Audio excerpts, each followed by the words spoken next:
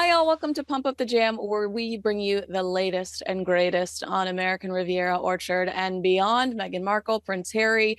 I am Kinsey Schofield here in LA. Alongside me is Cristo. Today, we've got a lot to unpack because Harry and Meghan just gave their first joint interview since Oprah, and let me tell you, it stinks of hypocrisy. In London. Yes, hello. Hello, Kinsey. Hello, Pump Up the Jam. How are you all? There's really one big story in town today, and that is the Meghan and Harry interview. They have spoken, Kinsey. We have heard from them. Oh, hurrah! You know how we love it when they speak and they impart their words of wisdom on us, don't we? Yeah, I mean, well, and I thought it was interesting because all the headlines said their first big sit down since Oprah Winfrey. And I was like, what about that 6 hours of Netflix? Was that not was that not the exact same thing?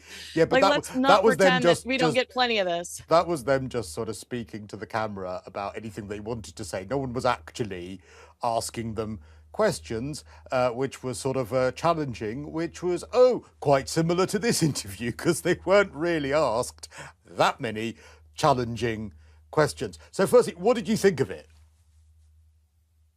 I thought that it was I thought it lacked self-awareness. You know, if we're being honest, they should have focused on the families that have actually lost children to suicide. I mean, they have a collection of parents that lost their babies that go to bed every night with empty bedrooms, and they can't hug their children goodnight and kiss their children goodnight.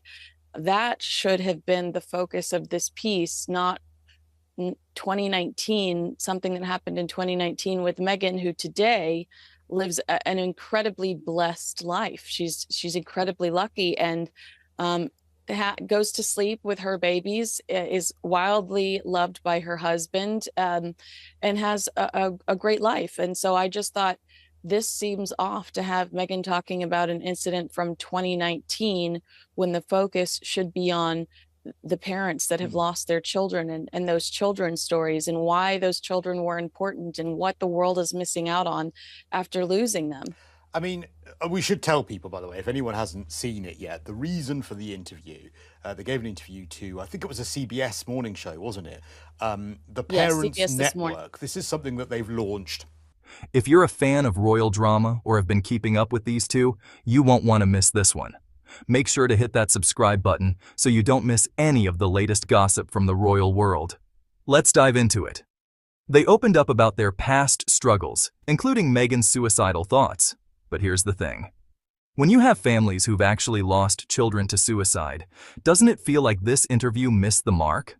And with their Archwell site, and it's a network of for parents and containing parents in order to counter online harms. So it's all about the dangers of social media, the dangers of different information or false information that people can find online, and how that has affected parents and young people. And you're quite right, some of the parents that they featured in both this interview and on this site are parents that have lost their children due to suicide, due to the fact that they've seen things online. It also contains stories of children and young people that have had eating disorders, that have had various other terrible things happen to them as a result of being online, specifically social media. Bullying being another massive part of that. And I think that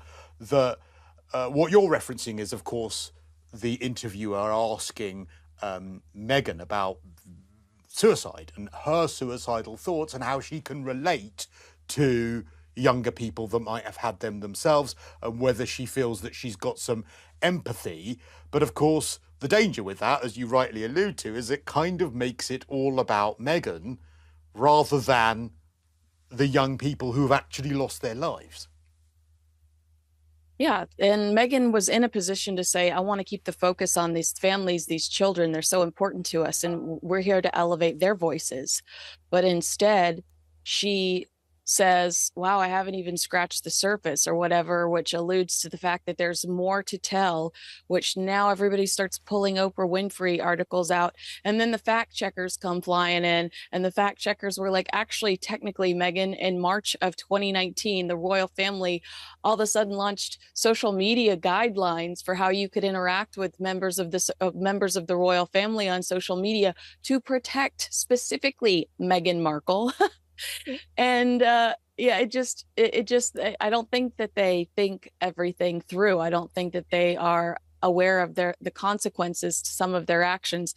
It would have been okay for Meghan to say, I'd like to focus on the victims here, and I'd like to focus on the innocent. Yeah. This isn't my time to shine. I think you're absolutely right. What she should have said was, of course, my experiences have been well documented, but I want to talk about what other people have gone through and the experiences that they are going through. Allude to it, but then move on, because I thought that you mentioned this and it's very pertinent.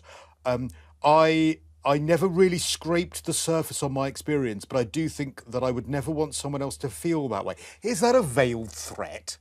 Like, I never scratched the surface on my experience. So what, is there more that you're going to tell us? I thought that was a really odd way of putting it. They were talking about their own mental health struggles when they should have been focusing on the real victims, the families affected by online hate, and the dangers of social media. We know mental health is important, but this felt a little self-centered. Meghan was given a chance to focus on these families, but instead, she said, I haven't even scratched the surface. Which honestly left people wondering, what more are we supposed to hear? This was a perfect opportunity for them to take the spotlight off their own issues and elevate the stories of others. But did they do that? Not so much. Before we get into the next segment, don't forget to hit subscribe if you're enjoying this breakdown. We've got more coming up. Let me know your thoughts in the comments below.